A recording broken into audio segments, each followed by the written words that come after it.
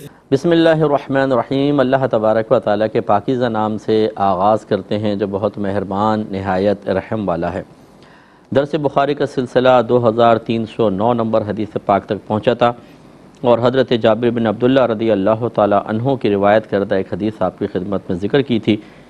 کہ آپ نے فرمایا کہ ہم ایک سفر سے واپس آ رہے تھے تو میں ایک سست اونٹ پہ سوار تھا جو قافلے کے سب سے پیچھے رہ گیا، تو نبی کریم میرے پاس آئے اور پوچھا کہ کون ہیں؟ میں نے کہا جابر بن عبداللہ ہوں۔ سرکار نے اونٹ کے سست ہونے کے بارے میں پوچھا، عرض کیا رسول اللہ یہ بہت سلو چل رہا ہے، تو سرکار نے فرمایا کہ کوئی تمہارے پاس شاخ ہے تو مجھے دو۔ میں نے دی تو سرکار صلی اللہ علیہ وسلم نے پہلے اونٹ کو ڈانٹے جیسے کہتے ہیں عربوں کا طریقہ تھا، اور پھر سرکار نے ہلکے سے اس چھڑی کو مارا تو وہ اونٹ کہتے ہیں سب سے آگے چلنے لگا۔ پھر رحمت کونین صلی اللہ علیہ وسلم نے فرمایا کہ یہ اونٹ مجھے بیچ دو، تو میں نے کہا کہ نہیں یا رسول اللہ بیچتا نہیں ہوں، ویسے میں آپ کو ہدیہ کر دیتا ہوں۔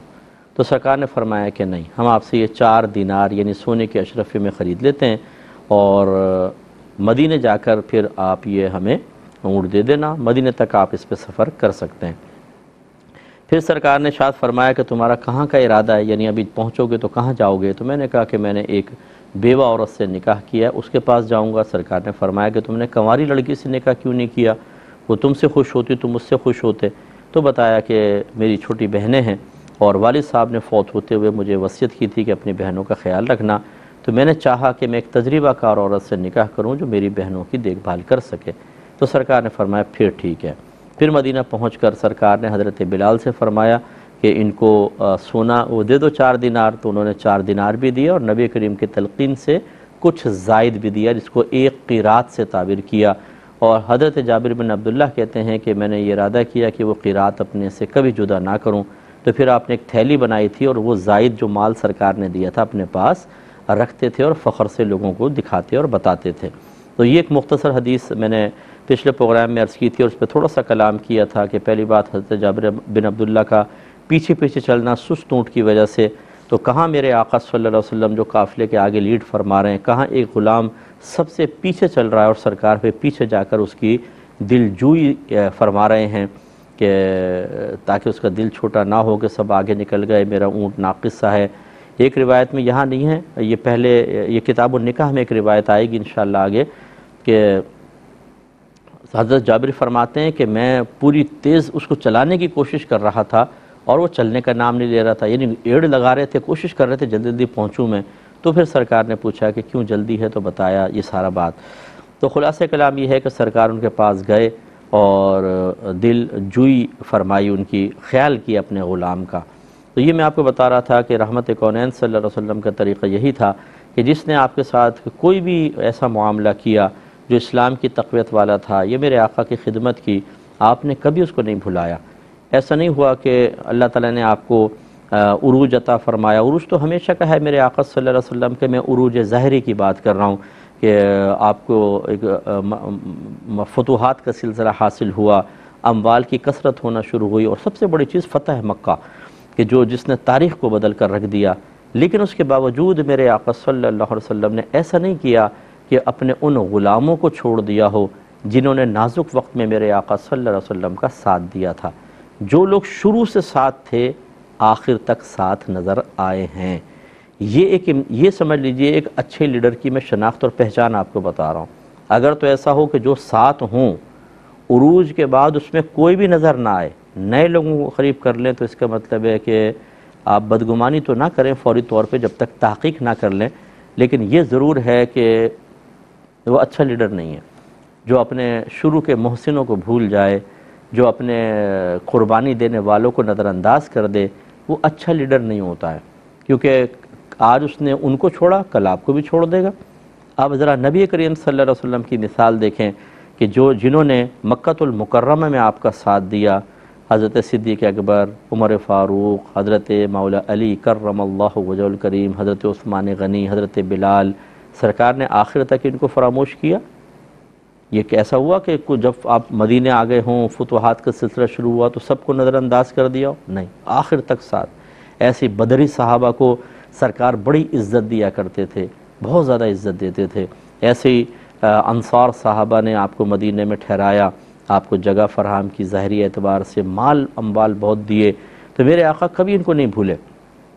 بلکہ ایک روایت میں آتا ہے کہ جب آپ فتح مکہ آپ کو حاصل ہوئی اور آپ فاتح کی حیثیت سے داخل ہوئے تو چند انصار آپس میں باتیں کر رہے تھے، ایک دوسرے سے کہنے لگا کہ اب تو نبی کریم صلی اللہ علیہ وسلم اپنے خاندان میں تشریف لے آئیں اور اپنے آبائی علاقے میں آ گئے ہیں، اب سرکار ہمارے ساتھ نہیں جائیں گے، اب آپ یہیں قیام کر لیں گے مکے میں، مدینے میں نہیں جائیں گے۔ سرکار نے سن لیا اور فرمایا کہ آپ ایسی بات کہتے ہیں،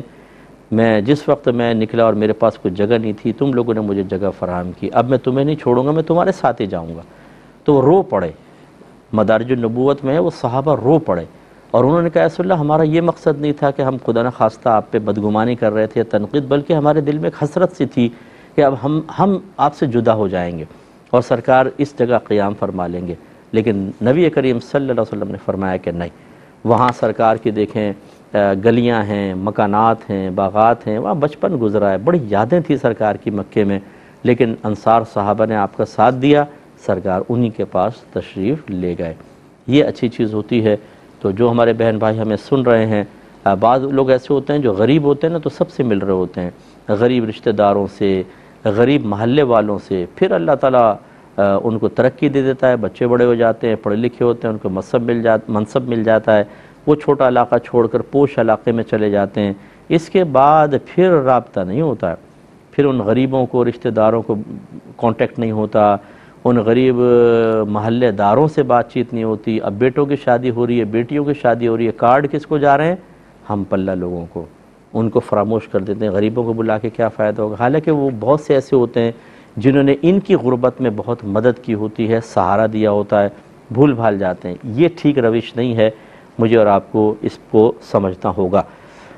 اس کے بعد نبی کریم صلی اللہ علیہ وسلم نے اونٹ کو سست دیکھا تو آپ نے فرمایا کوئی شاخ ہے تمہارے پاس؟ لے کر آپ نے ڈانٹا اور ہلکی سے ماری تو اونٹ تیز تیز چلنے لگا۔ اس کا مطلب ہے وہ سستی کس وجہ سے تھی؟ یا تو فطرتاً سست ہوگا، یا تھکن بہت زیادہ ہو گئی ہوگی، یا بھوکا پیاسا ہوگا، کچھ بھی آپ لے لیں، لیکن نبی کریم صلی اللہ علیہ وسلم نے ایک معجزہ دکھایا کہ وہ جانور جو انتہائی سست تھا، اگر بھوکا تھا توانا کر دیا، اگر تھکا ہوا تھا چاقو چوبند کر دیا، اگر فطرتاً سست تھا سستی بھگا کے چست بنا دیا۔ اس لیے جابر بن عبداللہ کہتے ہیں کہ میں قافلے میں سب سے آگے آگے چلنے لگا۔ اچھا، اب سرکار صلی اللہ علیہ وسلم چاہتے تو کیا بغیر شاخ کے ایسا نہیں کر سکتے تھے؟ بغیر ڈانٹے ایسا نہیں کر سکتے تھے؟ کر سکتے تھے، لیکن میرے آقا صلی اللہ علیہ وسلم نے ان معاملات میں ہمیشہ بہت ہی احتیاط سے کام لیا۔ وہ احتیاط کیا تھی کہ لوگوں نے جیسے حضرت عیسیٰ علیہ السلام کا معاملہ ہے کہ اللہ تعالیٰ نے بی بی مریم رضی اللہ تعالیٰ عنہا کو ایک کرامت سے نوازا کہ بغیر شوہر کے آپ کو اولاد عطا فرمائی، تو لوگوں نے عیسیٰ علیہ السلام کے لیے خدائی کا دعویٰ کر دیا، بعض نے اللہ کا بیٹا ان کو مانا۔ نبی کریم صلی اللہ علیہ وسلم نے ہمیشہ اس طرح کا طریقہ اختیار کیا اظہار معجزے کے وقت خاص طور پر کہ کسی کے ذہن میں یہ گمان بھی نہ آ سکے کہ شاید آپ جو ہیں وہ کوئی خدا کے ہم پلہ ہیں، یا کوئی ایسا طرز عمل نہ ہو کہ جس طریقے سے اللہ تبارک و تعالیٰ بغیر وسیلے کے سب کچھ کرنے پر قدرت رکھتا ہے، ایسا میرے بارے میں بھی تصور قائم ہو۔ یہی وجہ ہے کہ جب ایک سفر میں حضرت عمر فاروق رضی اللہ تعالیٰ عنہ نے عرض کیا رسول اللہ پانی ختم ہو گیا ہے، فرمایا کہ کوئی تھوڑا بہت پانی ہے؟ عرض کی تھوڑا سا ہے، فرمایا لے آؤ۔ اب وہ برتن میں ڈال کے لایا گیا تو آپ نے پھر اس برتن میں ہاتھ رکھا اور آپ کی انگلیوں سے پانی کے چشمے جاری ہو گئے، پورے قافلے نے پیا، جو نہانا تھا وہ نہائے، جنہوں نے وضو کرنا تھا وضو کیے، مشکیزیں بھرے، برتن بھرے، جانوروں کو پلایا اور پانی جاری رہا۔ اور جب ہم نے کہا رسول اللہ بس اب ہم کفایت کر گئے ہیں اور ہمیں بہت حاصل ہو گیا، تو سرکار نے اپنا دست اقدس باہر نکالا، جتنا پانی پہلے موجود تھا اب بھی تھا۔ سوال یہ پیدا ہوتا ہے کہ اگر پانی ہی نکالنا تھا تو ویسے سرکار نکال دیتے، اس تھوڑے سے پانی میں کیوں ہاتھ ڈالا؟ یہی ہے جو میں آپ کو سمجھا رہا ہوں۔ اگر سرکار صلی اللہ علیہ وسلم ڈائریکٹ اپنی انگلیوں سے پانی نکالتے تو پھر خدا نہ خواستہ یہ گمان صحابہ سے تو متوقع نہیں ہے، بعد والا کوئی یہ کہہ سکتا تھا دیکھا نا سرکار صلی اللہ علیہ وسلم کے اندر یہ اوصاف تھے جیسے خدا کے اوصاف ہوتے ہیں معاذ اللہ۔ اس لیے سرکار نے وسیلہ ادباً، یہ لکھا ہے اکابرین نے، ادباً وسیلہ اختیار کیا کہ پانی منگا کے اس میں ہاتھ رکھ کر انگلیوں سے چشمے جاری فرمائے اگرچہ آپ بغیر پانی کے بھی چشمے جاری کرنے پہ قدرت رکھتے تھے، تو اشارہ فرما دیا کہ یہ بغیر وسیلے کے معاملات کرنا یہ اللہ تعالیٰ کی شان ہے، میں اس کا ایک بندہ ہوں، اس کا رسول ہوں، تو میں تو وسیلہ اختیار کر کے کروں گا۔ اس طرح اس میں فرق آ گیا، اور کوئی آپ کے بارے میں کوئی اس طرح کا دعویٰ نہیں کر سکے گا۔ اسی طریقے سے یہ ہے کہ سرکار چاہتے تو ویسی اونٹ کو تیز کر دیتے، ایک نگاہ فرماتے کافی تھا، لیکن میرے آقا صلی اللہ علیہ وسلم نے شاخ لی، پھر اس کو ڈانٹا بھی اور پھر ہلکے سے ماری۔ اب آپ بتائیں کہ ہلکے سے لگانے سے کیا ہوتا ہے،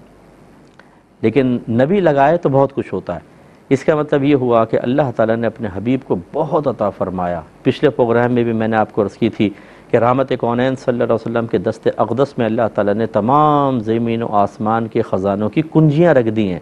لیکن سرکار نے کیوں ان کو تقسیم نہیں فرمایا آزادانہ طور پر؟ کیونکہ مشیت الہی یہ تھی کہ لوگوں کو آزمائش میں مبتلا کیا جائے، وہ صبر کریں اور اللہ کی بارگاہ سے درجات پائیں، کوئی اس میں ناکام رہے تو پھر وہ سزا کا مستحق ہو، یعنی مشیت الہی نے آپ کو روک لیا۔ اسی طریقے سے یہ معاملہ ہے ہمارے نبی، یہ جو ہے نا کہ یہ 313 صحابہ تھے اور 1000 کا لشکر جرار تھا، میرے آقا اکیلے بھی ہوتے نا، اکیلے، اور آپ ایک مٹی اٹھا کر یہ پھینکتے تو سب کی آنکھوں میں پڑ جاتی اور کوئی آپ سے نہ جیت سکتا۔ جو نبی زمین پر کھڑے ہو کر بطریق معجزہ چاند کے 2 ٹکڑے کر سکتا ہے، وہ اللہ کی عطا سے ان سب کے 2 ٹکڑے نہیں کر سکتا تھا، لیکن رحمت کونین صلی اللہ علیہ وسلم نے اپنی طاقت کو وہی مشیت الہی کے تابع رہ کر اس کو ظاہر نہیں فرمایا۔ اب یہ طاقت ظاہر ہوگی انشاءاللہ میدان محشر میں، آپ دیکھیں گے کس طرح اللہ تعالیٰ اپنے حبیب کو کھل کر اختیارات کے استعمال کی اجازت دیتا ہے اور وہاں کیسے لوگ فیضیاب ہوتے ہیں۔ اس لیے یہ یاد رکھیں کہ اس کو یوں بھی آپ سمجھ لیں، ایک اچھا نقطہ ہے کہ اللہ تبارک و تعالیٰ نے دنیا کو عالم الاسباب بنایا ہے، یعنی ایک چیز دوسرے کے لیے سبب بن جاتی ہے۔ میاں بیوی ملتے ہیں تو بچہ پیدا ہوتا ہے، ہم کھاتے پیتے ہیں تو جسم نشو و نما پاتا ہے، یہ ہم آنکھوں سے دیکھتے ہیں، کانوں سے سنتے ہیں، ناک سے سونگھتے ہیں، زبان سے چکھتے ہیں، ہاتھ سے چھوتے ہیں، پیروں سے چلتے ہیں، ہاتھ سے پکڑتے ہیں، یہ اللہ نے اسباب مہیا فرمائے، لیکن وہ اس کا محتاج نہیں ہے۔ اللہ تعالیٰ چاہے تو کسی کو بغیر کھائے پیے زندہ رکھے ہزاروں سال تک، جنت میں کیا ایسا نہیں ہوگا؟ وہاں پہ اگر ہم کھائیں گے تو جسمانی نشو و نما کے لیے نہیں ہے، اپنی زندگی کی بقا کے لیے نہیں ہوگی، بلکہ صرف لذت کے لیے، صرف مزے کے لیے ہوگا۔ باقی کوئی بغیر کھائے پیے ہمیشہ ہمیشہ جنت میں رہے گا۔ اسی لیے جیسے روایات میں ہے کہ جب جنت میں داخل ہو جائیں گے تو ایک فرشتہ یہ کہے گا کہ لوگوں خوش ہو جاؤ، اب تم ہمیشہ اس میں رہو گے، کبھی باہر نہیں نکالے جاؤ گے، تم ہمیشہ زندہ رہو گے، تمہیں موت نہیں آئے گی، تم ہمیشہ جوان رہو گے، کبھی بوڑھے نہیں ہوگے، تم ہمیشہ تندرست اور صحت مند رہو گے، تمہیں کوئی بیماری نہیں ہوگی۔ اس کا مطلب ہے اللہ تعالیٰ اگر وہاں یہ نعمت عطا فرمائے گا تو کیا ماذ اللہ ثم ماذ اللہ دنیا میں اس پر قدرت نہیں رکھتا؟ یقیناً رکھتا ہے، لیکن اللہ تعالیٰ نے اپنی مشیت سے دنیا کو اسباب کا اور ذریعوں کا مطلب عالم بنا دیا ہے، یہاں پہ اسباب اختیار کرتے ہیں، لیکن جب اللہ تعالیٰ چاہتا ہے تو اپنی قدرت کاملہ کا اظہار کر دیتا ہے۔ ذرا آدم علیہ السلام کی پیدائش کو دیکھیں، مٹی سے ایک پتلا تیار کیا گیا ہے اور اللہ نے اپنی طرف سے اس میں روح پھونکی، وہی مٹی ایک دم گوشت پوشت ہڈیوں کے اندر بدل گئی، دل بنا، جگر بنا، پھیپڑے بنے، وہی جیسے ہمارا پورے عضو ہیں سب بن گئے، آدم علیہ السلام زندہ کھڑے۔ اس کے بعد آپ ہی کی ٹیڑھی پسلی سے بی بی حوا رضی اللہ تعالی عنہا کو پیدا کیا، تو بغیر ماں باپ کے آدم علیہ السلام کو، اور پھر مرد سے عورت کو پیدا کیا، پھر آپ کی نسلیں چلتی رہیں، مرد عورت سے آگے بچے چلتے رہے، حتیٰ کہ عیسیٰ علیہ السلام کا معاملہ دیکھیں، بغیر باپ کے صرف عورت سے بچہ عطا فرما دیا۔ یہ کیا ہے؟ یہ اللہ تبارک و تعالیٰ کا اظہار قدرت ہے کہ وہ اس پر بھی قادر ہے، لیکن اس نے عمومی طور پر دنیا کے اندر ایک قانون بنایا ہے، وسائل اور ذرائع مقرر کر دیے ہیں، لیکن وہ ان وسائل اور ذرائع کا محتاج نہیں ہیں، آپ اور میں محتاج ہو سکتے ہیں۔ تو بس یہاں پر بھی یہ ہے کہ نبی کریم صلی اللہ علیہ وسلم اگر چاہتے تو بغیر لکڑی کے بھی کر سکتے تھے، لیکن آپ نے ادباً چھڑی کے ذریعے ایسا کیا، اور اس سے معلوم ہوا کہ جو بھی نبی کا کمال ہوگا حقیقتاً وہ میرے رب کا کمال ہے، کیونکہ اللہ نے ہی کمال اپنے حبیب کو عطا فرمایا۔ اس کا مطلب یہ ہوا کہ اونٹ سست تھا، اسے چست کیا، کمزور تھا، طاقتور کیا، بھوکا تھا، بھوکا پیاسا تھا تو اس کو پیٹ بھر دیا، اور تھکا ہوا تھا تو چست و چالاک کر دیا، اس کے لیے کوئی وسیلہ اختیار ہوا؟ جو عادی اسباب ہیں، کھانا پینا، یا تھکا ہوا تھا تو بھئی 2 دن آرام کر لو، اس کے بعد چاقو چوبند ہو کے آگے چلو، نہیں، ایک لمحے کے اندر اس کو فریش کر دیا۔ بس یہ سمجھ لیجئے کہ جو اللہ تبارک و تعالیٰ کے محبوب بندے ہوتے ہیں، اللہ تعالیٰ بسا اوقات ان کو ایسے انعامات عطا بھی فرماتا ہے اور دینے کی طاقت بھی عطا کر دیتا ہے۔ جیسے حضرت ابو ہریرہ رضی اللہ تعالیٰ عنہ سرکار کی خدمت میں حاضر ہوئے، یا رسول اللہ مجھے چیزیں یاد نہیں رہتی، سرکار نے ایک چادر بچھائی اور روایت میں 3 دفعہ اس طرح دونوں ہاتھ سے یوں کچھ ڈالا، نظر نہیں آیا، اور فرمایا ابو ہریرہ اس کو سمیٹ کے اپنے سینے سے لگا لو،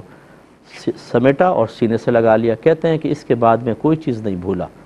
یعنی نبی کریم کی کوئی حدیث ذہن سے نہیں نکلی۔ اب دیکھیں ایک لمحے میں قوت حافظہ عطا فرما دیا، کوئی وسیلہ اختیار کیا؟